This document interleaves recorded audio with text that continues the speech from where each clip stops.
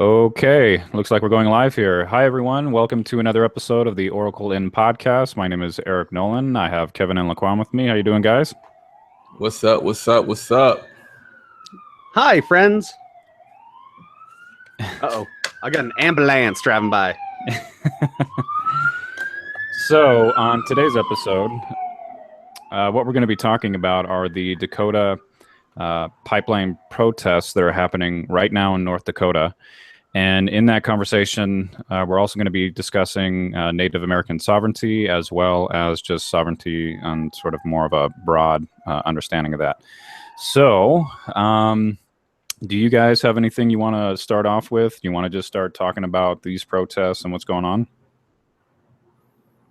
Yeah, so I'll kind of give a little bit of context, just what it is. So the Dakota Access Pipeline, which is known as also as the bacon oil pipeline, is supposed to go through North Dakota, South Dakota, Iowa, and into Illinois. It's going to cost about they believe it's about $7.4 billion. 7.4 billion barrels of oil in the U.S. portion of that, and so pretty much what they're trying to do is get this pipeline. It's going to bring jobs to those areas that I mentioned. It's going to cost about $3.8 billion to create this pipeline. It's supposed to bring an estimated $156 million in sales and income tax to those areas as well. And just in closing for this point, it's supposed to bring 8,000 to 12,000 construction jobs as well. So just to kind of give a little context of what that is right now. Okay. And when you say income tax, are you just saying income? Yeah. Well, that's what it said when I was doing the research. So, okay. Yeah. So, so apparently this pipeline is about 1,100 miles that's going to reach across 4 different states, going from North Dakota all the way to Illinois, where crude oil will be processed.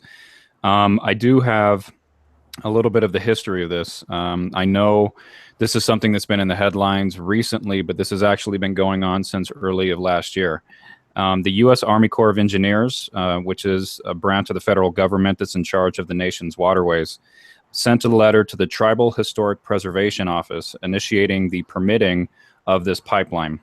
Apparently, under the National Historic Preservation Act, the Corps is required to consult with interested tribes on the pipeline's potential impact. So this is basically where if anything wants to be done, they have to reach out to the tribes.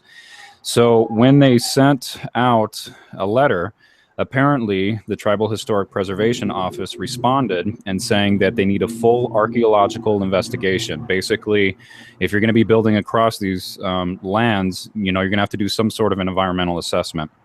So apparently this office also sent follow-up letters on February 25th and then again on April 8th, which apparently were unreturned. So there was no response from the Army Corps of Engineers at that point. And then in September of last year, the tribe of Standing Rock Sioux created a lawsuit where they sued the Corps of Engineers because they were basically saying that they were not consulted enough on the pipeline project.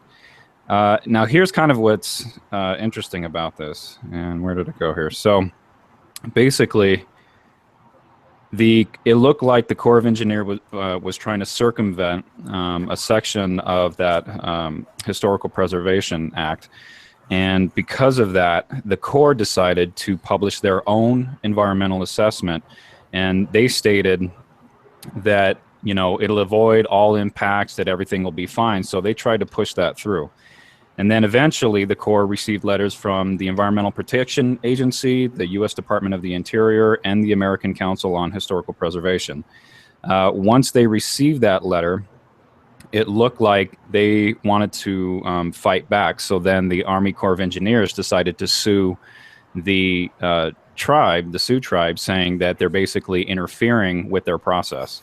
So since then, they've basically just pushing this through and getting construction underway. And I think that's why it inevitably led to these protests that, they tried to do it by, we do have laws and we do have a process in this country to address these sort of matters. But when things are shortcutted or worked around, that's when you'll have an issue where people feel that they actually need to physically stand up and protest.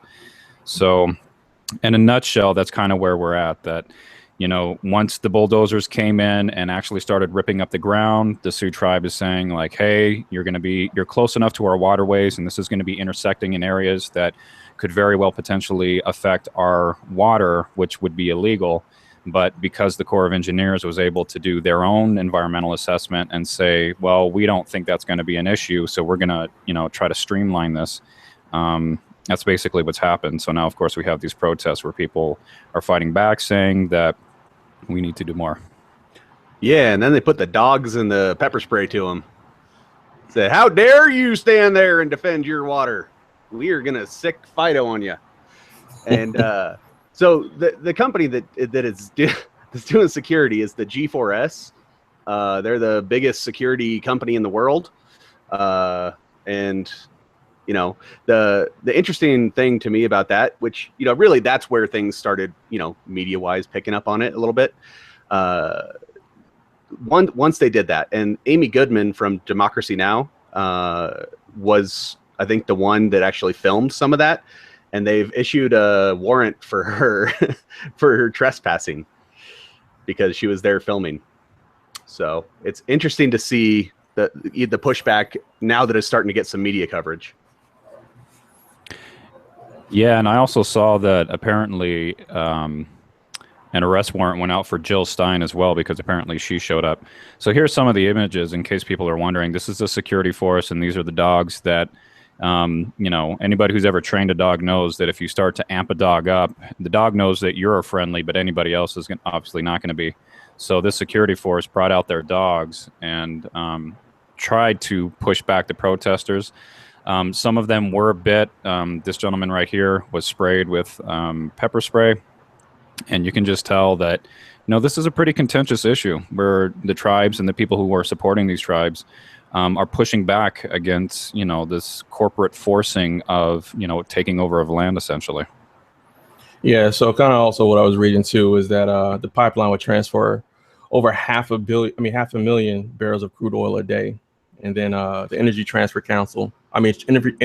Crude Oil, which is a subsidiary, says that the pipeline would help the U.S. become less dependent on importing energy from unstable regions of the world. So, but to your point as well, there were reports of, pregnant women being bit, children, of course, grown men. This is just a very ugly situation right now that's happening out there. And I'm just very disgusted at the fact that there's no media coverage of this right now. They really are trying to sweep this under the rug, hoping nobody doesn't understand what's happening right now, because you put media coverage, this is going to kind of infringe on the process of the pipeline being built, because people are going to go out there and protest. They're going to be talking to their politicians. They're going to be putting pressure on Congress and everybody else to kind of halt this. So, but I think right now this is a little bit more than they anticipated. This is going to get worse before it gets better. And finally, some white folks are showing up. So don't worry, guys, we got this. White people to the rescue again. But yeah, there's actually people from that area that are coming and going, no, this is not okay. This is not right. And they're standing with the tribes and with the environmentalists and saying, and these are just people.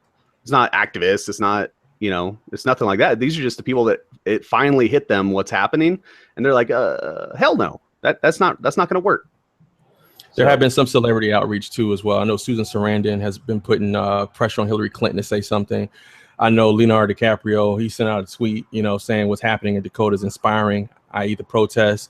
And so there's definitely some traction, and there's a base that's being rallied right now because they have huge followings. So I can only imagine within like the next couple of weeks, this will be forced to be covered by the news. So, yeah. And there's a lot of live streaming going on where they'll take Facebook Live from their cell phones of the protest. The protesters themselves showing kind of what's happening.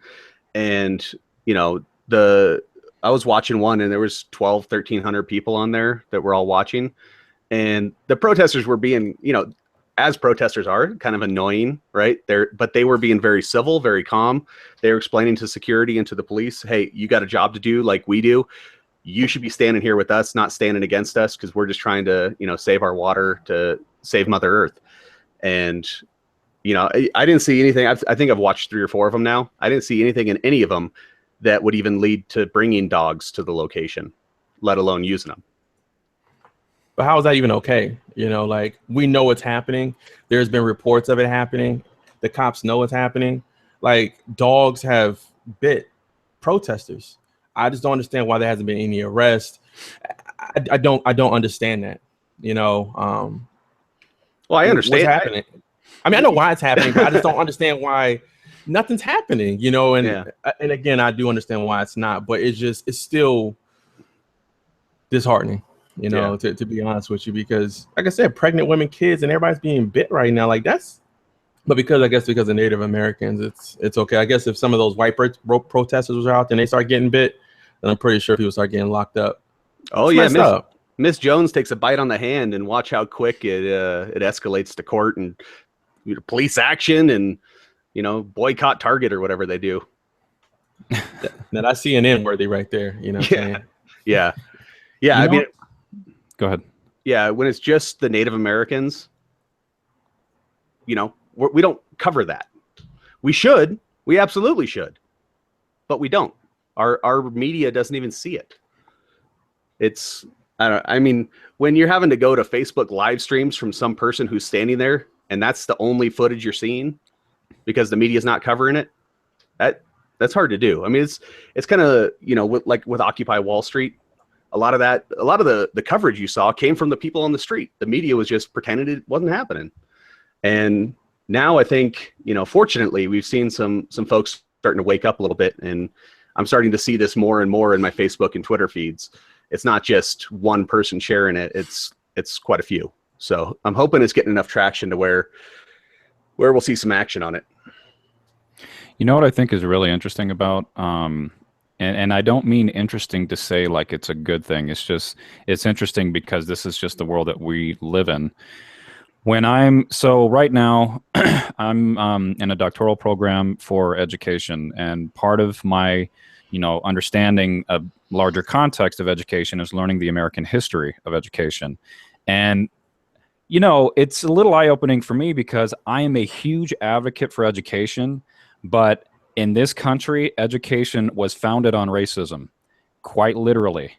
If you look at how, Native Americans were treated, Mexican Americans, Asian Americans, African Americans, to some extent, even Irish Americans, the whole process, and this is relevant to what we're seeing right now, was that you would deculturalize any foreigners and Americanize them.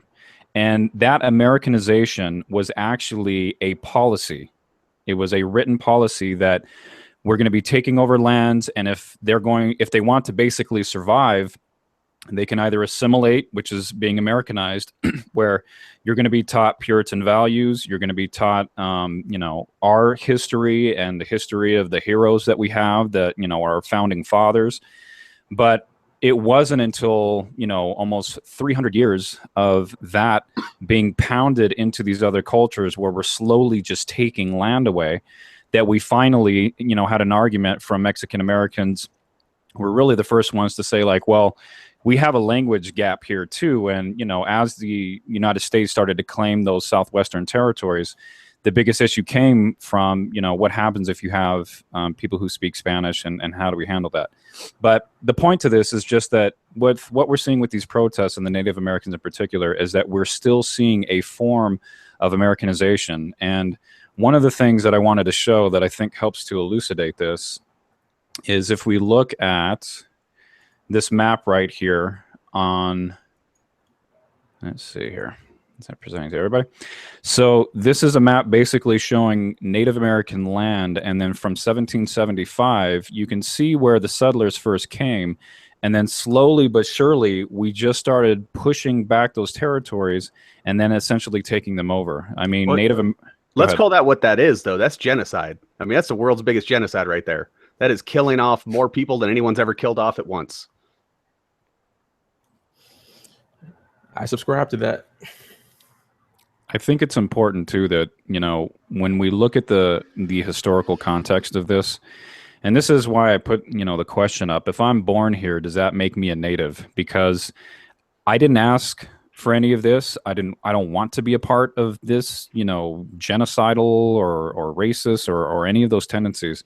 But when I look at something like this and I see, okay, so, here we are in, let's say, modern day here, 1992, but the maps are pretty much the same. So these are the reservations that are left over that are in the dark.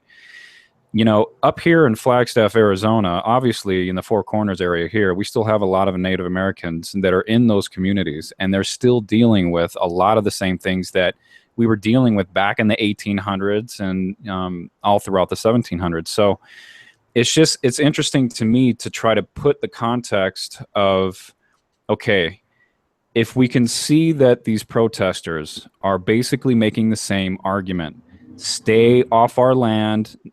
This is the last that we're allowed anyways, which are reservations. And now you're basically saying we're not even entitled to this because you want to run a pipeline through here. Yeah. So, like, what do you guys think about that? How does that play into not just Native Americans, but just cultural respect? How do we maintain that if we have these very powerful organizations that aren't really concerned about that? They have other ideas in mind. Well, respect has nothing to do with the law. I mean, you can be legally allowed to be I'm working on dropping the swearing, guys, but you can be legally allowed to be a jerk. All right. And you can, walk up to any race, any creed, and you can insult them to their face. You can hate them with every ounce of your being, but unless you actually are breaking a law, there's nothing to that. Corporations, they're one step removed from an average person, right? They have limited liability. And, really, I think what this comes down to is, that point of sovereignty. What does it mean to be sovereign? And the United States, we're sovereign. We're a sovereign nation. We are governed by ourselves. We're beholden to no others, except for everyone we owe money to. And, it's if let's say Canada and Mexico wanted to put a pipeline down through the middle of the U.S., we would kick a tantrum like no other. And to see this happen through, a sovereign nation, which is, within our borders, is interesting. It shows that much like any right that is not serving our corporate overlords well, it's no longer a right. It's, we'll allow it so long as it makes sense for us. It's if it stops making sense for me, well, guess what? You can no longer gather in this space because that's annoying to me. And to see how far we've come from that map, we kill a whole bunch of people, whole bunch of millions, right. To now you guys can't even stand in the way and actually have a say in this. It's just mind-boggling. So I got a couple notes there. So in light of your sovereignty point, so just want to kind of go over a couple things real quick. So the U.S. Supreme Court has repeatedly recognized tribal sovereignty in court decisions for more than 150 years. So in 1831, the Supreme Court agreed in Cherokee Nation versus Georgia that Indian nations had the full legal right to manage their own affairs, govern themselves internally, and engage in legal and political relationships with the federal government and its subdivisions. Then you kind of fast forward to 1942, Supreme Court Justice Felix Cohen wrote, Indian sovereignty is the principle that those powers which are lawfully vested in an Indian tribe are not delegated powers granted by express acts of Congress, but rather inherent powers of a limited sovereignty which can never be extinguished. So today, 200 years later, tribal governments still exist for the same reason, but they were originally founded to provide for the welfare of the Indian people. So this started back when the U.S. Constitution recognized tribal governments and started with them. So Thomas Jefferson and the Founding Fathers pledged that their sovereignty was to be protected. So then you look at today, you see what's happening. You're like, well, there's a disconnect somewhere, so because even back then, that was an important topic for them, even though every treaty just about that was put into place, they reneged on it, and as you saw with the map too that you put up, that doesn't necessarily, make a lot of sense. It doesn't go together, because if you see from 1775 all the way until now where all the tribes are, like that can't be true. I just read you the timelines and I just gave you the facts, and then you look at the map, none of that makes sense, so but to me, I don't know, I'm just gonna leave it there. Yeah, the interesting thing is that the people that are really pushing hard for this are, thinking that those Indians just need to get out of the way and let us create jobs, are the same ones that think the founding fathers can only piss excellence and never had a bad idea. And they're turning around, they're not even looking at their history saying, oh, well, this was important to the founding of this nation. Now they're going, get out the way, Indians. And yeah. So one thing that, when I try to look at the historical context of things, so that way I can wrap my head around, why are we in the current state that we're in? I'm going to go ahead and bring this up too. So this is a timeline. I'm not going to go through each one of them, but I think you'll start to get the idea for those that are viewing. What this is showing is the sort of evolution of law in this country. When it came to Native American, or when it comes to Native Americans, and the things that I think, like Q, what you were talking to, there's something called the Marshall Trilogy. The Marshall Trilogy are 3 particular court cases that basically was an evolution of the federal government running up against these issues with Native Americans and saying, well, we're going to have to resolve an issue. So say, for example, we want to grant you sovereignty, but then somebody violates a treaty, who handles that? Or say, one of our citizens commits a crime on your land, or one of your people commit a crime on our land, who gets to handle that? And what's interesting about this, and I believe it was in the Cherokee Nation versus Georgia, but the federal judge came out and said that the Native American tribes are basically like a ward to its guardian. And what that means, WARD, is that basically we are the guardians, and ultimately at the end of the day, and this is when the federal courts decided this, we will decide what is in the best interest of Native American sovereignty. Now that right there is a little bit of a conundrum, because you basically have the federal government who is stepping in and saying, we're going to decide what's fair. And as things started to evolve over time, that's where, rather than continuing mass genocide, they decided, well, then we'll have them assimilate. And that's when you have things like the Carlisle boarding school that came into effect in the late 1800s, where basically they forced Native Americans to learn English, to learn Puritan values. And if it looked like they were conditioned well enough not to challenge that, then we would say, okay, you can live here, you can, survive in these lands, and we're not going to have an issue with that. So it's just really interesting to see, how things have evolved, because the one thing that I think is tough when we're younger is to understand history. It seems, flavorful, like, oh, you can do American history or, Asian history or whatever. But I think the hardest challenge is, what does that history mean for right now? Because, when you start building things like an institution, the historical context of that plays a much more significant role, because that very institution is evidence of a mentality and an ideology which it was founded on, and how much of that ideology is still here today, how much of it has changed. So I think these protests are interesting because, kind of what I've seen from President Obama, and I love the guy, I do, but he's all about peaceful protests being a correct answer. But like we're seeing, well, what happens if peaceful protests don't work? But they are protesting peacefully, and they're met with violence for doing it. And what's interesting, you bring up Obama, is so a federal judge they took this to court and they said, hey, y'all, stop it. And the judge said, they don't have to stop it. You can't make them. And the Obama administration stepped in and said, all right, let's calm it down for a second. We're going to put a temporary halt on this until we can do more environmental assessments. So one of the biggest pieces of this is water, right? Water is life. You can't drink, you can't drink oil. There's signs at all these protests. So what they're saying is the piece of this that they're willing to actually stop and take a look at is, are we going to pollute a major source of water for the Missouri River. They don't care, or maybe they care, but they're not willing to step in to bulldozing graveyards and archaeological sites. Right. They're not going to step in and say, hey, maybe we shouldn't just, tell these Sioux that, hey, we're just putting this pipeline here. There's nothing you can do about it. They're not going to talk about that. They're going to talk about, well, what if this leaks into the river? There's a problem. And don't get me wrong, that's a good thing to do, is to stop and look, is there a big environmental impact to this?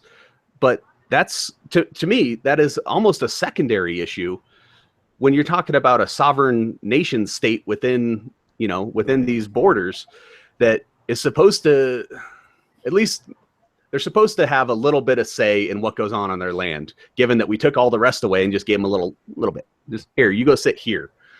And now we're telling them, hey, we're going to crisscross with pipelines. We're going to harvest your coal. We're going to do whatever we want because you can't stop us. To then turn around and say, oh, we'll look at it just from the environmental to me, I see it as a slap in the face because yes, the tribe is happy. It sounds like because it stopped. They stopped the pipeline temporarily, but they're still not being treated with any respect. They're still being, their concerns other than the water, which is a concern, are not even being addressed. And I think the big point too, and I definitely agree with everything you just said, Kevin, but as I said earlier too, like I said, there's an estimated 7.4 billion barrels of undiscovered crude oil in the U.S. portion of this pipeline, of this area, of that formation, the Bakken formation. So everything to what you said, I totally agree with. But with the government, when you got 7.4 billion barrels of crude oil that's been untapped, at this point, I don't think they're going to care at all. No, it's time to send it. It's time to send them some freedom. So can I ask you guys this, because I want to play devil's advocate on this, and the reason why is because, I'll just say for me personally, I definitely support what the Native American tribes are and the protesters are fighting for. What I'm also trying to wrap my head around is, is this also maybe something that the federal government is pushing through because it means we have less dependence on foreign oil? Because the one thing that it's always in the back of my mind, and it just seems like I don't pay attention to it enough, so I'm trying to bring it more forward, and that's that we basically live in a country that we have communicated to the rest of the world no one is going to be more powerful than us, and we got our military basically to back that up. So it's kind of one of those things, like once you put that kind of front on, you invite challengers. And whether it's what we're doing in the Middle East and people looking at us like, okay, so you guys are going to bomb the crap out of us like with ISIL, and they're basically saying, well, like, death to you guys then. If we have that kind of tension that we are putting out there into the world, like with what we did in Iraq, if we have those kind of threats, and now we have to start thinking about, like, it's like politicians just were kind of slow to think about this. Oh yeah, what are we going to do about here at home? Because what we don't want to do is implode. Because if we implode, no matter how strong our defense is all across the world, if we collapse from within, then what? And I think that's why we're also seeing a higher police state, because they're trying to control that implosion from happening. So they're trying to, kind of double down on this historical, reference of sort of the whiteness of it and white culture. So do you guys think that plays a role? Like, I'm not saying it's okay to bring the oil across, but do you think there's anything to where, like, at least we're not, becoming so dependent on foreign oil that maybe we can become more self-sufficient to figure out what we need to do to make things stronger on the inside? Like, build the pipe, like maybe around whatever, it might even cost X amount more, but that oil at least would be domestically produced. We export oil as a nation. So we have more, so we sell it and get rid of it. So you're saying that we are totally independent from imports right now? No. What I'm saying is, until we use every drop that we have to really, and until we look at the efficiency of how we operate, yeah, you can't tell 300 million people how to drive their car, but you can help put things in place to use less oil. The fact that we're still exporting oil means that, yeah, I think it was 15 million gallons in March of this year. or something like that. Or barrels, not gallons. 15 million barrels. Until we do, yeah, there's a lot of oil up there. But if we just stopped selling what we had, could we just leave that there for a little bit? Maybe, I think it's a much more complex than energy independence, because there's a lot of oil producing countries and there's some real bad ones. But, Canada isn't isn't the boogeyman. We get a lot of oil from them. We got plenty of oil coming in. I mean, what happens if we stop importing? Do we finally tell Saudi Arabia to, go take a hike? No, so I think it's a bit of a false argument to say we need energy independence. We need more domestic production, when the argument should be around how do we use this, and do we even need to be pulling more out given our technological capabilities? Q, what do you think? Well, I see the $3.8 billion price tag on this pipeline, and I'm pretty sure a lot of big players are invested in this. So I think the energy independence thing, of course, I think is a false narrative that's being put out there. This is going to happen regardless. This money has already been spent, and I don't think they're going to, go around or anything like that. It's going to it's only a matter of time. There's a lot of big corporations that's put money into this, and they're riding on this, and they want a return on their investment. So again, I think, that's a false narrative, this whole energy independence, because as Kevin said, if we're exporting, then we have enough. It's just we want more, right? And so at the expense of what? So I understand your devil's advocate angle, but at the expense of what? And I understand the escalated police state trying to control everything, but at the extent of what? Because right now it's not working. People are rising up. People are getting angry right now. It's only a matter of time before the levee breaks, figuratively. Yeah. Yeah. I mean, that's exactly what I'm trying to address, because as a white male and just having my experiences in life, it's been a mind bender, because, I grew up in minority communities, but then in my 20s, I started working for, white cultured corporations, and then started to, get involved in white cultures. And there's a big separation there that I see, and when I say white culture, what I'm basically referring to is, if you are a white person that has grown up or surrounded by mainly white people, you're probably a part of white culture, whether you're consciously aware of it or not. It is what it is. And it just seems to me that part of this disconnect that we're having is like what you guys are alluding to.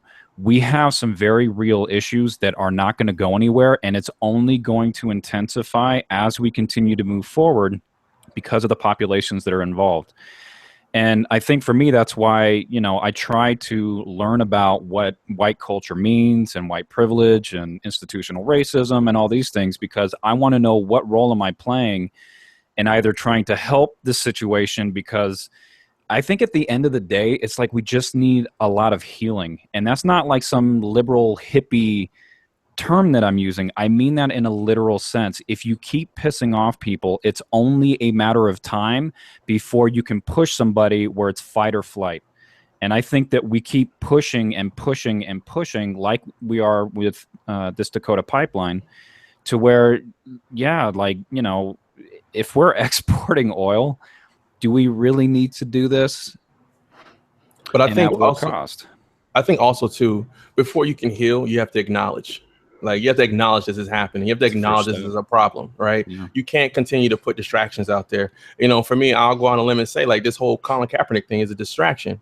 This Dakota pipeline thing is happening right now as everybody is focusing all their attention on somebody exercising their First Amendment right to protest, freedom of speech. So the fact that he decided to kneel and other people are starting to follow suit takes away from the attention of these mercenaries that have been hired, to pretty much thwart, the progress of these protesters. Nobody's even talking about it right now, because what are we so consumed with?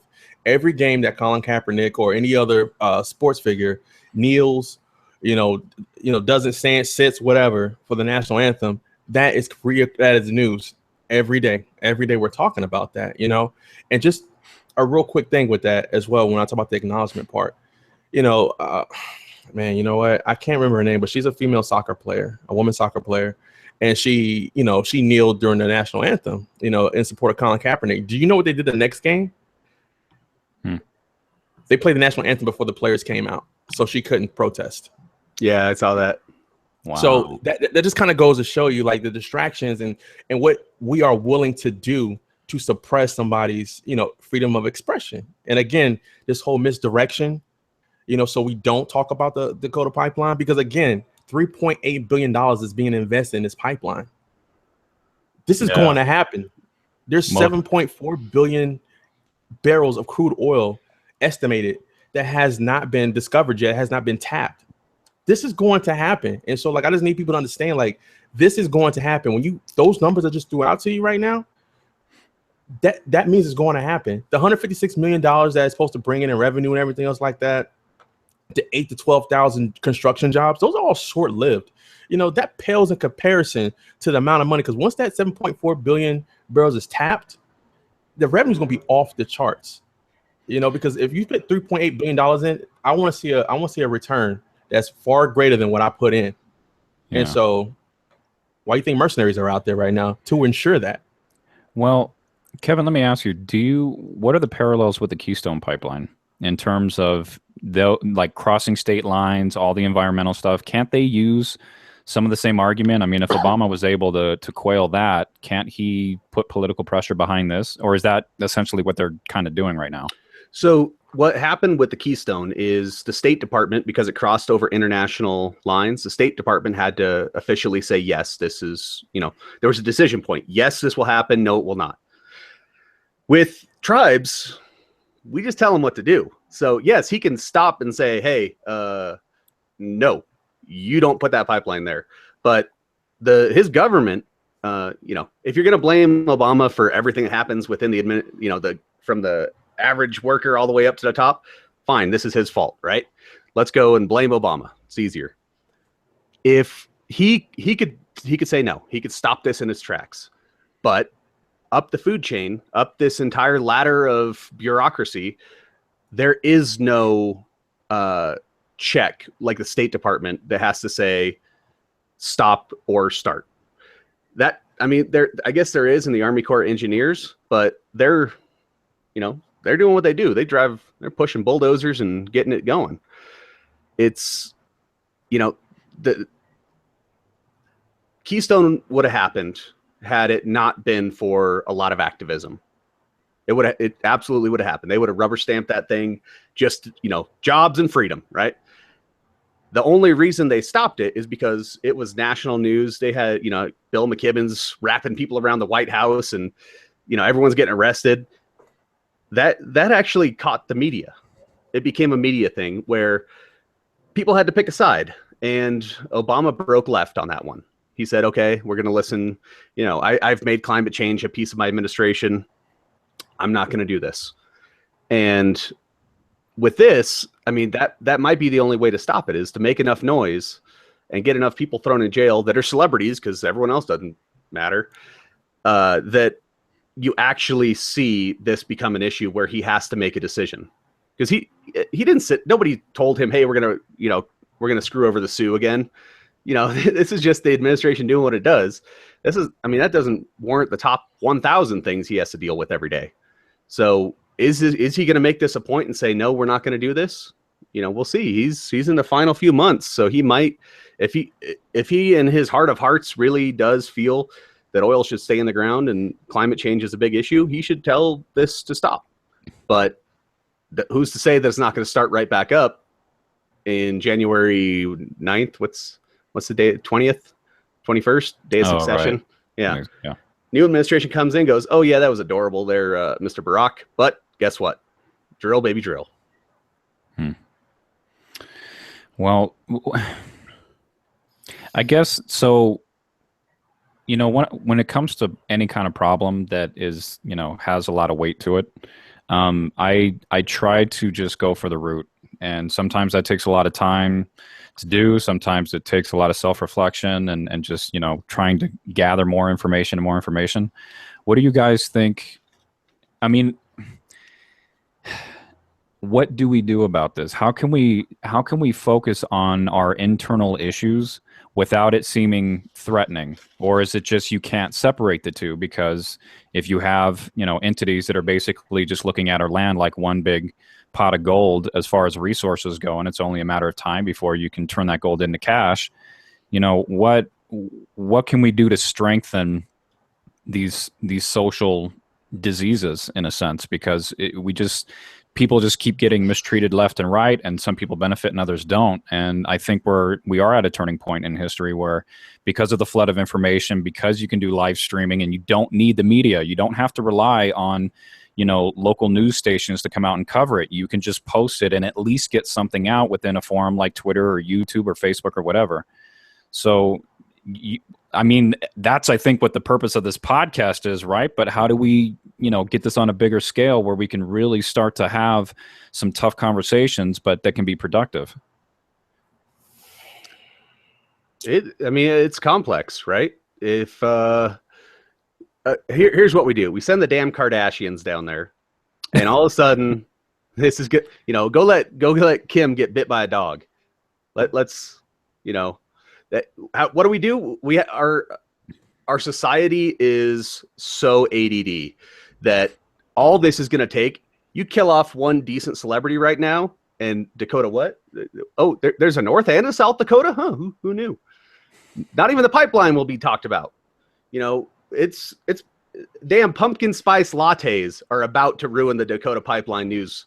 You know what I mean?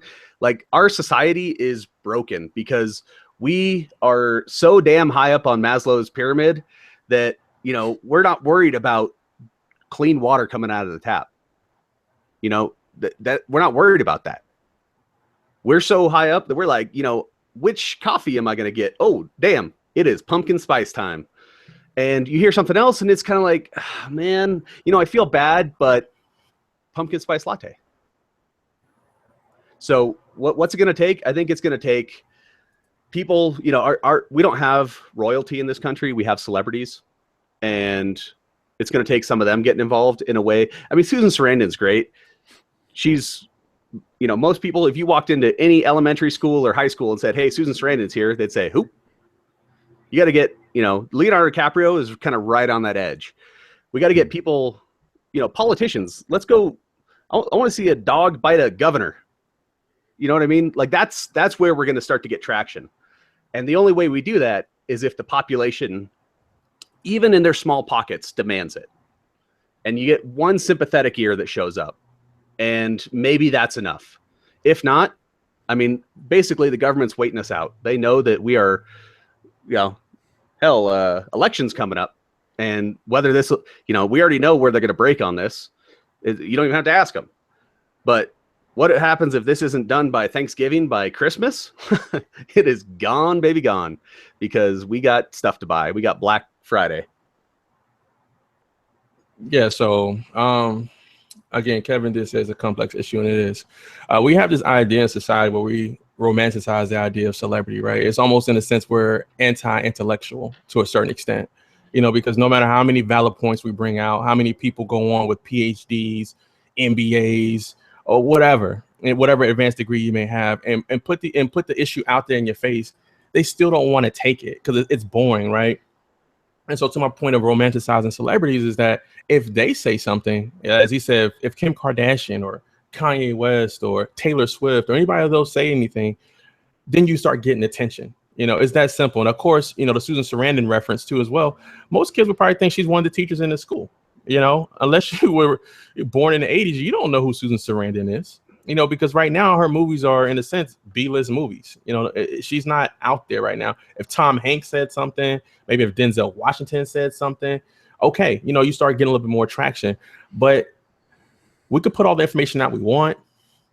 But then you're going to have, like, earlier in this year, Pokemon Go comes out and it just dominates, the news. Then Pokemon Go kind of dissipates a little bit. And then we have the Colin Kaepernick thing, right? That kind of dissipates a little bit. And now we have the Apple launch, so there's always going to be things that's coming down the pipeline in the media to distract us from the real issue. So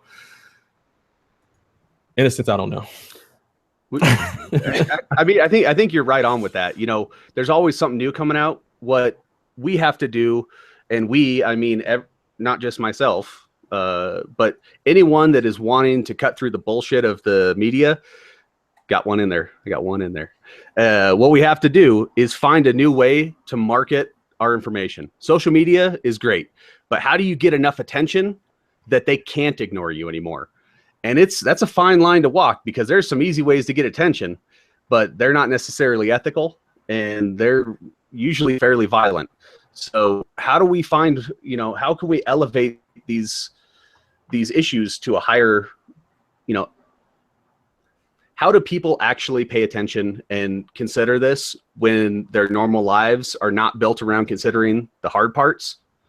You know, everyone's got enough going on in their own life that to say, hey, this tribe of people in a state that you've never been to, nor will you ever go to, people you will never meet, people that you didn't even know existed. Oh, they're still Indians? I didn't know that. You know, how do you get to that person and all of a sudden make them care? You have to make it real for them. And, you know, sometimes video is the tool to do it, to see the suffering, to see, you know, people getting dogs put on them, and, you know, ask what year is this that we're peaceful protest is getting dogs sicked on them? You know? Yeah. You know, I did want to speak on that. Growing up in Los Angeles was interesting for me because, and I got to keep it real.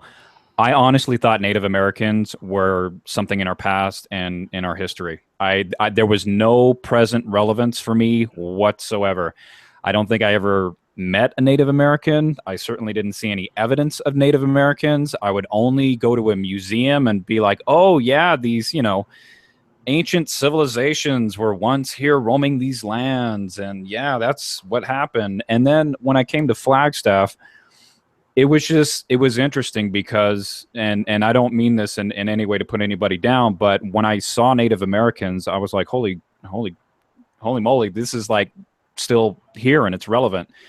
And as I continue to befriend Native Americans and really understand a little bit more about what their culture is from a direct relational understanding of that, and then seeing, you know, how do the politics play out today? Because what was it, like a year or two ago, we still had, you know, senators from the state of Arizona that were trying to bully, you know, Native American tribes out of their water rights. And we're still doing it. You know, the same thing that's taught in the history books is still being done today. And I think for a lot of us, we really need to think twice about what are we valuing. So, Kevin, when you were mentioning Maslow's hierarchy of needs, and just in case anybody watching is unfamiliar with this, I'm going to go ahead and put it up on my screen here just briefly.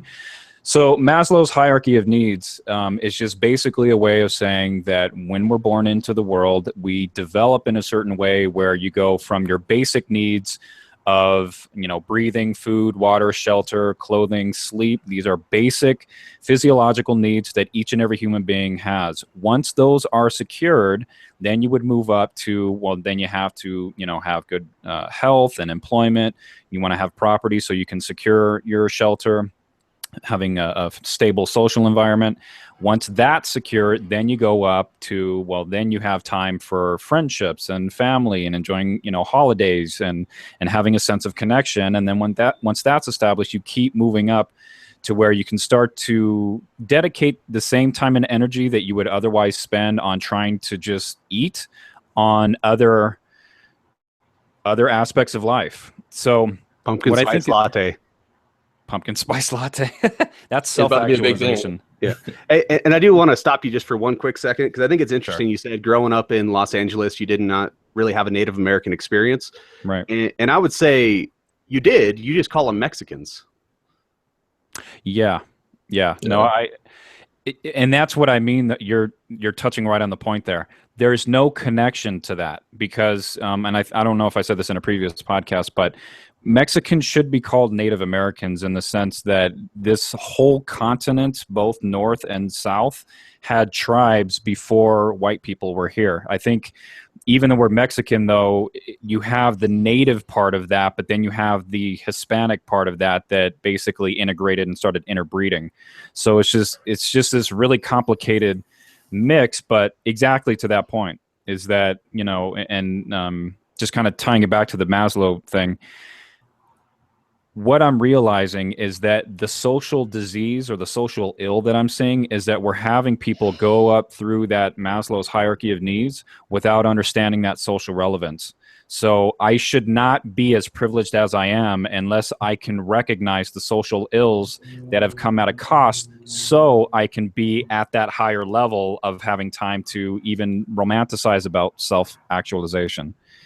So I think that's part of what I'm seeing is missing in society, is that we're having people develop into these areas where they can go out and enjoy a holiday and work, and you could do anything you want for the American dream. But at the end of the day, my being in that position to even consider that was built on a lot of dead bodies, on the blood of cultures.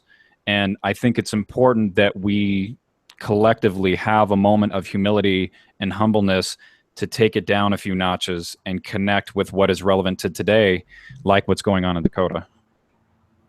Yeah, and I wanted to touch on Kevin's point earlier about you know, making noise, you know, video, things that we can do, you know, but sometimes I think in this society, I think we have to watch too. You have to kind of be mindful of the type of attention you do, you know, garner, because this is a system, right? And I know this is a weird reference, but I think a lot of people get it. Like, it's like the Matrix. This system runs the way it's supposed to run right now. And if you do anything to disrupt the system, i.e. protest or whatever, there's agents that come out, you know, like a Mr. Smith to put you back, like those mercenaries, you know, police. There's people that's put in place to quell your voice or to quell your action. It's that simple, you know? So it's like, you have to be strong and you have to have a good base and resources as well if you really want to make a lot of noise, because the people in the government will come in and they will look at your life and they'll be like, okay, what can we do to discredit this person?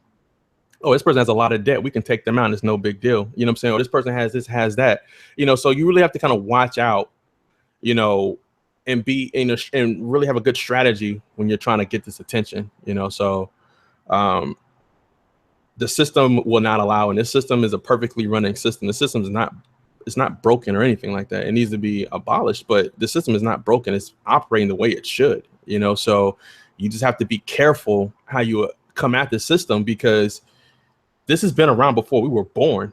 You know, there have been other people, other activists, other issues that's happened, and people have had the same conversations. How can we do this? And they've tried, and some of them have failed. Some of them have succeeded because there's able to garner a lot of attention, a lot of support.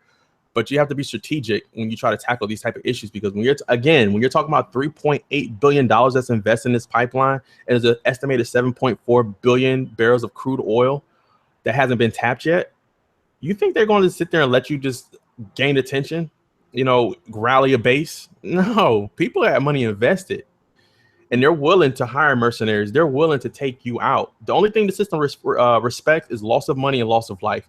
That is it, you know. So, and only loss of and only loss of life if it doesn't infringe on loss of money. You know, you can kill a whole bunch of workers as long as your profits are where they need to be. Hey, I'm going to write a check. You know, so the company H4S, the security company, just got fined $151,000 for faking the psychological evaluation of the Pulse nightclub shooter, who was an employee. They're not concerned with life. They're concerned with profits. They're a business. They're not, they're like I said, one step removed from a human being as designed. But I think you just made a really good point. It's working exactly as it's been designed to. We're seeing, you know, I actually like the Matrix analogy, because you get Agent Smith coming after you if you stir up too much static, and there's only so much you can do to stop it. You know, how do you break through the Matrix? It's hard. I mean, real quick, Eric, if you just look at history, you know, the feminist movement, the civil rights movement, anything that disrupts the system and its natural state, there's going to be bad media coverage towards you. There's going to be police coming after you, and there's going to be people, just random people within your circle, that's going to try to, what's the word I'm looking for? They're going to try to undermine you. So they're going to be people in your own camp. There's going to be different ways they're going to attack you, and they have the resources and they have the money because they can pay somebody off. They're like, hey, Eric, man, I see that, you got X amount of debt or you got this going on, and we can make that go away if you undermine Kevin and Quan. And you have to really make a decision for yourself. You're like, man, you know what? I really could get out this debt. This would be nice. Sorry, guys. I got to do what I got to do. You see what I'm saying? So it's really easy to sway people if you appeal to certain things that they need, So there's a price for anybody. I know people say, I don't got a price. No, there's a price. You just haven't seen it yet, so. Yeah. Right. Yeah. I don't know. I think that's one of the things that I just thought was fascinating about the Bernie Sanders movement, because basically, unless you build a grassroots revolution, then there's no way to change the system. I think the only way that you can properly threaten big money, the only way that you can properly threaten big government and big corporations or whatever the powers are that be, is that you have to show that a lot of people want this change. And I'm not saying our system is perfect. I don't know if abolishing it would be the right path. In some ways, yeah. But in other ways, I'm just wondering, do we just have to take this moment in time to sort of reassess, what works, what doesn't work, and how can we really make it equitable for all that are involved? And that's tough. Yeah. I mean, I think reassess is a good way to put it. Most people, the only people thinking about the Constitution are the ones that are using it to justify their own evils, and a few lawyers, But yeah. We're not even, we don't have national discourse on anything other than what is in the news, and even then, just fleetingly. You figure out who's pro or con taking a knee during the national anthem. Just you go to work. Oh yeah, I like that. I don't like that. You're like, okay. That's as deep as we get most of the time. So figuring out a way to have a deeper conversation about systemic injustice and just what are we even living by a set of rules that is right? Is this the correct way to do things? Because we assume it is. We're the model, damn it. We are the best government and the best country that's ever existed on this planet. But because of that, we're not going to stop and take a look and say, wait, though, are we? Are we really? It's highly debatable, but to your point, Eric, as well. And before I get that, I totally agree with everything that Kevin said. I mean, that makes a lot of sense to me. But to your point as well about the Bernie Sanders grassroots movement, if you take the premise of Obama's campaign when he came, yes, we can, right? We can do this. I remember back then, when we was in community college, I used to be like, man, I used to come home, watch his rallies. I had never been so motivated because it was like, yes, we can, you know what I'm saying? And that's what things like, yo, we can do this together. And it was the same thing with Bernie Sanders, we can do this together. And I just don't understand how that doesn't resonate with people, because it's like people are afraid, because when you talk about grassroots, that means you have to sacrifice some things. You have to sacrifice comforts in order to really kind of grassroots or overthrow a system or change a system. It requires sacrifice that a lot of people do not want to engage in, because it's like, man, I'm comfortable right now. And if I have to get out there Bernie, or if I actually listened to what Obama said and really took that concept and yes, we can, that requires extra effort. I work a job, I got kids, I'm in school, I'm trying to pay off this debt, I'm trying to do this, I'm trying to do that. But if we really did rally behind those premises, I think we'd be in a better position right now, because it's like, look, man, if I can get your support, if I can get y'all on the ground, boots on the ground, working with me, look, I'll do whatever I can to make sure I pass whatever legislation, whatever policies, or whatever. I will get everything done for you. If I just need y'all to put pressure on people, I need y'all to go out there and talk. And that's why I never understood the disconnect. I think Bernie definitely resonated with the millennials and stuff like that, but I think everybody else is kind of like, oh, well, I don't know, so it sounds like socialism to me. But it was like, dude, we can get out here and do this, and that's why I never understood, yeah, we can do this together, but nobody wants to go out there and do the work. They just want to see somebody else do it.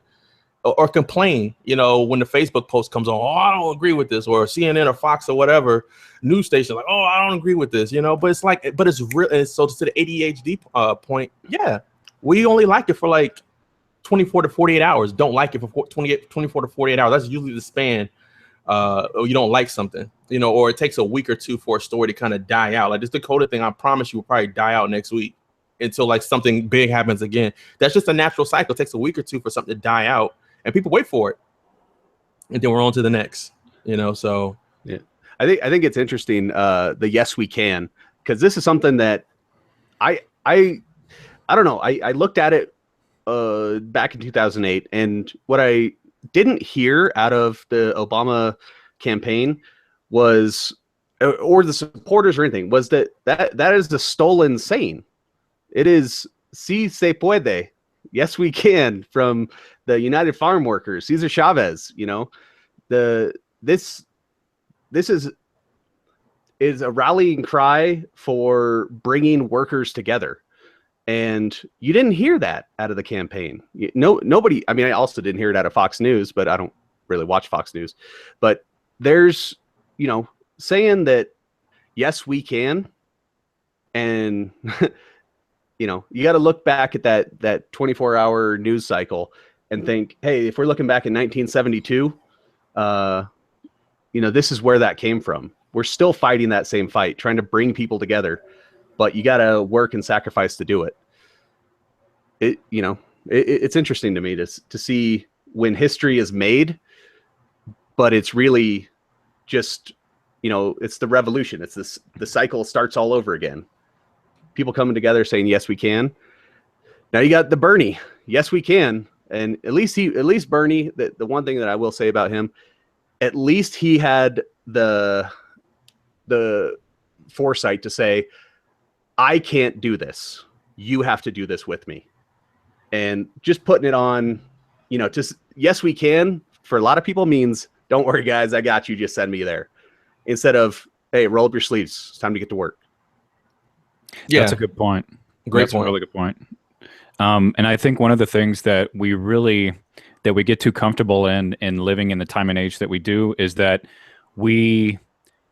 it's like we do it unconsciously, but we automatically sort of release or relinquish our individual sort of, I don't want to say rights, but it's part of that, but it's just our own individual development, and that has to do with society and everything, because we just say that, oh, well, somebody else out there, they're already, like a government is already shaping the world for me, or businesses are shaping it for me, or whatever. So I feel like there's two real components here that need to be looked at. One is that, like what we're talking about and what we see in the news, there's the social world, the external world, and that's where we're all trying to make sense of this and whatever all of our role is. This part over here, which is the individual, this is where we don't spend enough time. I don't think enough people think to themselves, well, what do I think about this? What do I really think? Not just, you know, a 2-minute audio clip, but, you know, what does this issue mean? And, you know, how deep can that get? How deep does the rabbit hole go on that? Because once you start to see that this Dakota headline, this is not just a single act. This is not just like, oh, this is some random thing that's in the news. This is an overlying theme from what we've been seeing all over this country for a very long time. So I think it's interesting that we don't focus enough on our individual development, because if we could learn how to critically think, if we can learn how to ask questions and then pursue knowledge, I think that would be a way that people would wake up to, yeah, I can't do this by myself, but I also can't just passively sit on the sidelines. So what can I do? And that's where I think we might see more of a grassroots uprising. And that's one thing that honestly gives me hope about millennials, is that I think a lot of them are bored. A lot of them have access to all these technologies, all this information. I didn't have that all growing up. I came into that a little bit later, but I cannot imagine if I were given those kind of resources at a much younger age, and what would that do to my paradigm? Because it's basically, okay, there's a lot of information out there, and what we're not teaching younger audiences or even current ones to do is, now how do you start making connections? And that's what I think is a very valuable tool with how do we use knowledge and education to help people on an individual level learn how to make connections, and then see if that will have a social sort of effect where people will start connecting with one another. And now all of a sudden, everybody's getting dialed in and engaged, and now we actually have a grassroots movement for democracy. You have to be open to that, though, right? And so when you talk about the connection and everything, I can remember when I was young, and I can't speak for y'all, but I would imagine, you kind of fall in line with this. When I was young and, older people used to tell me stuff, I used to, you had that bravado inside, like, oh, you don't know what you're talking about, or look at you trying to tell me what to do, but little did I know, like even with your parents and stuff, little did I know when I got older, I was like, I understood these lessons, but I was open to accepting those lessons as well and understanding, the information that was being disseminated to me, and then taking it, personalizing it, researching it, and then regurgitating it back out to other people. Because I think as an academic, the most important thing I think you should do is, like, if you have the knowledge, you're supposed to put that out there to people. You're not supposed to hoard knowledge. You're supposed to put it out there. You're supposed to educate people.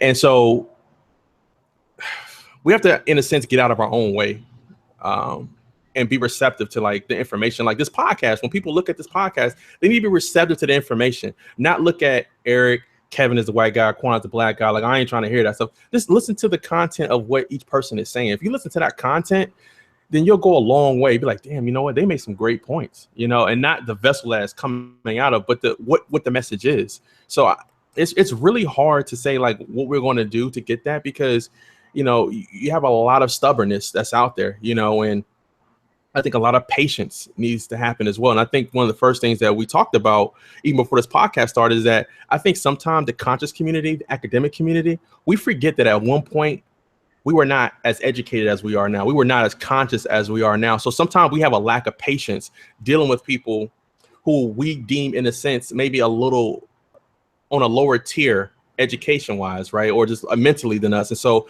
we like, you don't get that, you're dumb. But we wasn't there at all times either. Like, I wasn't. There was a lot of times, there was times in the past where I was like, damn, when I look back, I'm like, I didn't know nothing that I know now, So I think in a sense, it comes down to patience, and it comes down to customizing that information for the individuals that you're putting out there. You can't just throw it out there. It can't be mouth diarrhea. Bam, this is it. Take it. Nah, it's like, okay, how does that person learn? Is it really important enough for me to really invest my time to make this person understand what I'm trying to tell them, what I'm trying to communicate to them? And I think if we take a step back and we do that, so pretty much everything that I'm saying right now, I'm just gonna sum up. So patience, customizing your information to the crowd that you're talking to, and humbleness. Because we have to understand we was there at some point too, and we had the same type of reaction that they had to us. You're trying to tell me what to do. You think because you have a MBA or you have a PhD or whatever that you're better than me. Nah, it's not like that. It's like, look, man, I'm just trying to help you out. I'm putting my hand down for you to grab so I can bring you up to where I'm at. So. Yeah, I think customizing the information is a really important piece. And on that, Matthew 25:40 from the good old Bible. I tell you the truth. When you did it to one of the least of these, my brothers and sisters, you were doing it to me. They're part of us. When we're looking at Dakota, those are the brothers and sisters. What you're letting happen to them, Flint, Michigan. When you let it happen to someone and you stand by, if this is your belief structure, it's pretty clear what that means. If you're letting it happen to the least of us, you're doing it to your Christ, to your Lord. And, I know we're kind of running over, but I want to make one last point real quick. Go for it. So to what Kevin was saying about, watching your brothers and sisters go through stuff. We kind of talked about this before the podcast when we was prepping.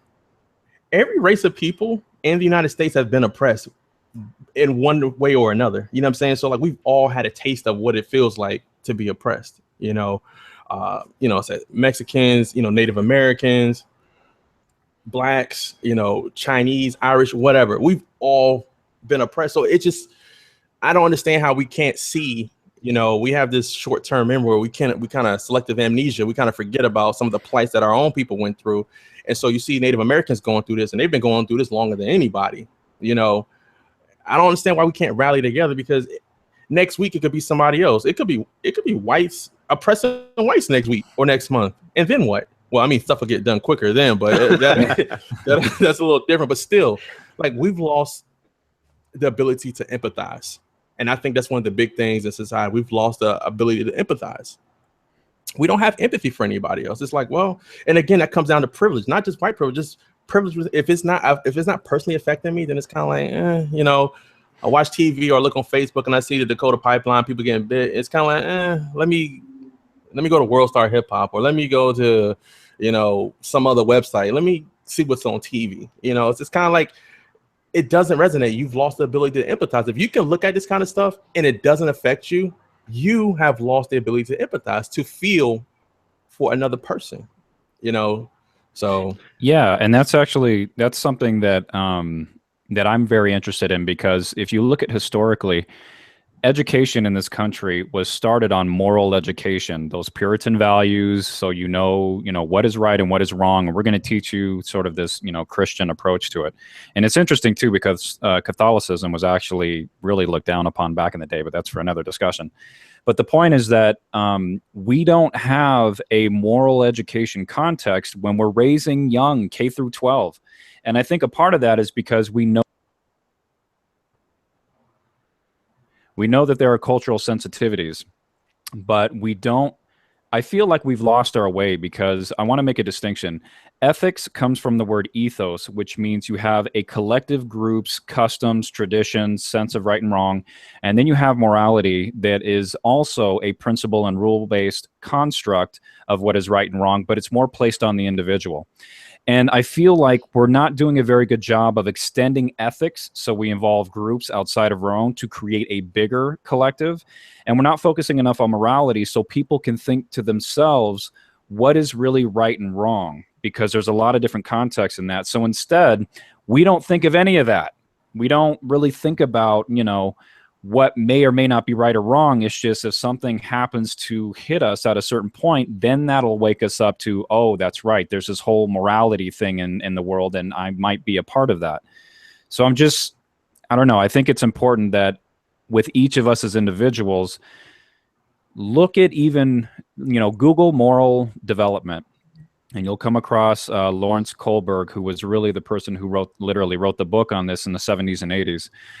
Get some familiarity with what moral development means, and I think people will start to tune into their own, I can't say ignorance, because ignorance to me is a willful act of ignoring something, but their own naiveness. Just, you're not aware. You know, it's like, if I don't know that, you know, there are 400 million galaxies in the universe, I'm just unaware.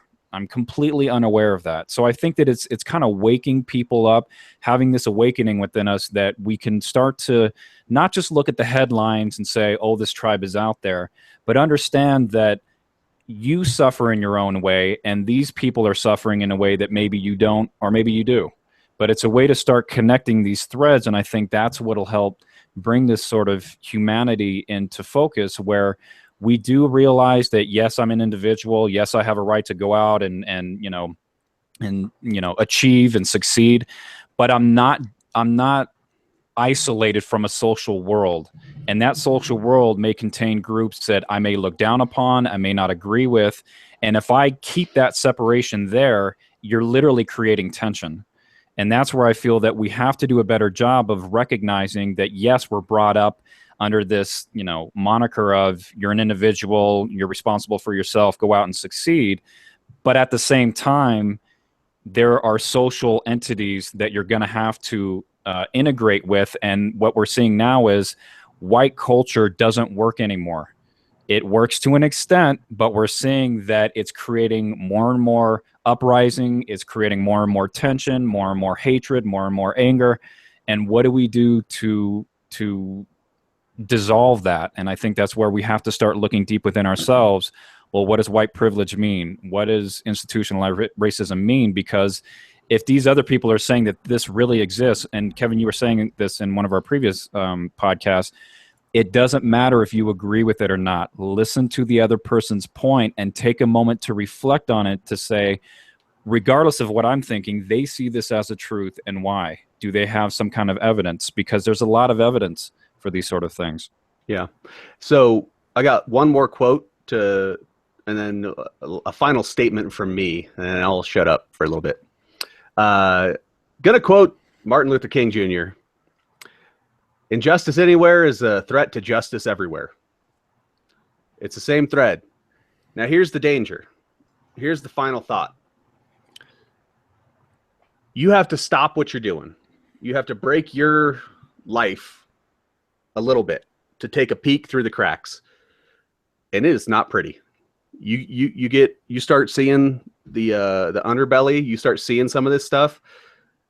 It gets real easy to turn it back off to nope, I'm done.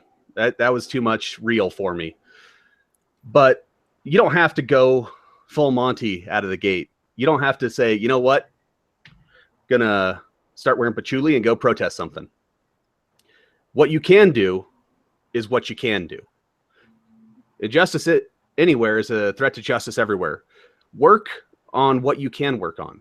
Do you see injustice in your life that you directly have control over? Well, think about it. Think and then act. You don't have to change the world. It just takes a little bit. You're changing somebody's world. You know, it's the idea, the most recent thing, and this is not at all, you know, this is the vanilla-ist version of this, but the idea of pay it forward, you know, buying someone else's lunch when you see them. Maybe you just changed their world. Maybe that's what they had. They had $10 they had to eat, and you just gave them that. They still got that money. That's the tiniest point of trying to help someone else out and to think about the system. Then get your damn patchouli out and go get on the front lines. Once you do a few things, help the people you can help. You know, do what you can do what you're good at. And even if it's as simple as, you know, handing a homeless guy a bottle of water, you could be changing people's lives. I'll make a last little statement myself. So again, I want to give a quick little history lesson. It'll be a small one, but before that, privilege is when you think something is not a problem because it's not a problem to you personally. I said that a little earlier. You know, I just want to make sure I put that in there again, you know, and that kind of conceptualize a lot of things we were talking about. You know, just because it's not a problem to you doesn't mean it's not a problem, you know. So, and it kind of goes to, you know, Kevin saying, Eric saying, just listen. Just take a damn minute and just listen. And just consider for 1 second that it could be a problem. You know, that's really all you got to think. Like, damn, like, is this a problem? Well, let me look at it. Let me research it. Let me see. You know, don't just tune somebody out because you don't want to hear it because the media tells you it's not a problem. But with that being said, I'm on the Native American Caucus.org website, and there's just some information I just kind of want to put out there just about Native Americans and just kind of the importance, you know, and some of the things that has been taken away from them, right? So long before the United States of America, long before there was a United States of America, tribes governed themselves, provided for their people, and negotiated treaties with other nations such as England, France, and Spain. Again, that shows you, you know, when you look at the history books, you know, they don't talk about that kind of stuff a lot. You know, when tribes signed treaties with the U.S., they were guaranteed the right to continue governing themselves. This means that their sovereign rights are retained, not granted. And the last point I want to make is how things were taken away from them. Federal policy towards Indians and tribal governments was inconsistent throughout much of the 19th century. As the 1900s approached, federal officials adopted a goal of assimilation and initiated efforts to end the reservation and tribal government system. Then, in a major policy change enacted between 1880 and 1930, reservations were surveyed and land deeded to Indians and non-Indian individuals. Tribal land holdings were vastly diminished and tribal governments were greatly weakened or eliminated. This became known as the Termination Era. Indian children were taken from their homes, moved to federal schools, and barred from using their native language or visiting their reservation homes. Lastly, during this period, Indian social and economic problems skyrocketed. So just off that information right there, this is not, you know, stuff I pulled out of my butt. This is facts. So when you see the plight of Native Americans, when you see how the news portrays them and stuff like that, think about what happened. They used to be a prominent people, just like Africans that are living in America were prominent people. Stuff was taken away from them. This system took that stuff away from them and they weakened them. And this is what you see now. You just see them smaller reservations. The only thing you think about is going to Pachanga, you know, Morongo Casino. It's the only thing you think about, you know, but you don't think about how that stuff came about. You don't think about the fact that those people probably can't even afford to even go into the Morongo Casino, can't even afford to go into Pachanga and stuff like that. But you're on their reservation, you know, having a good time while these people are sitting there pissed off at you like, damn, because nobody gives a damn. And again, in closing, this kind of goes back to my empathy point I was making earlier. We've lost the ability to empathize with people. Think about that. And even with this information I just put out there, there'll still be a whole bunch of people with a blank face. This information is just pretty much bouncing off their forehead. At no point did it go in there at all. Literally the words go in one ear and they come out exactly the same out the other ear. They lost the ability to retain this information, to understand, process, and empathize. Well, but that's where I'm wondering if maybe what we're doing is to help make it stick, because part of it is how do we, and I agree. I mean, that's part of the challenge. We have a communication, a marketing system, an economy that is based quite literally on that behavior, because that behavior means you're not questioning where your products come from. You're not questioning who makes those products. You're not questioning where those products go when you're done using them. There's no critical thought at all. It's just, you go work, you're going to earn money, you can buy a bunch of material things that's going to make you happy, and then that'll be your life.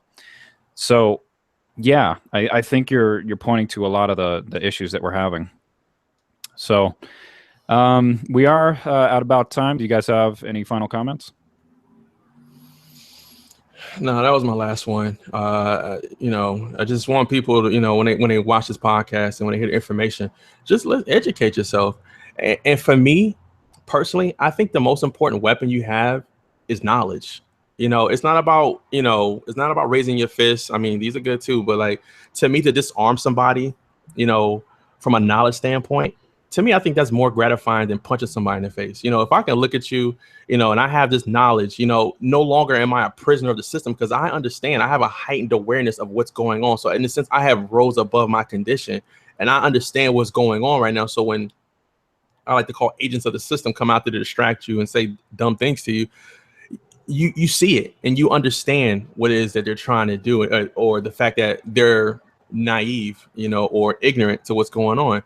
And so it's just like, it's educate yourself. It doesn't have to be formally, just read something. There's so much information out there. Just read something. Yeah, the last thing I'll say, even though I said I'd say the last thing, I already did, but we don't know. We're asking questions and we're making statements, but we're learning. I'm talking the three of us. We don't have the answer. There is no answer. This is a perspective from three very different individuals that are talking about things that we think people should be talking about.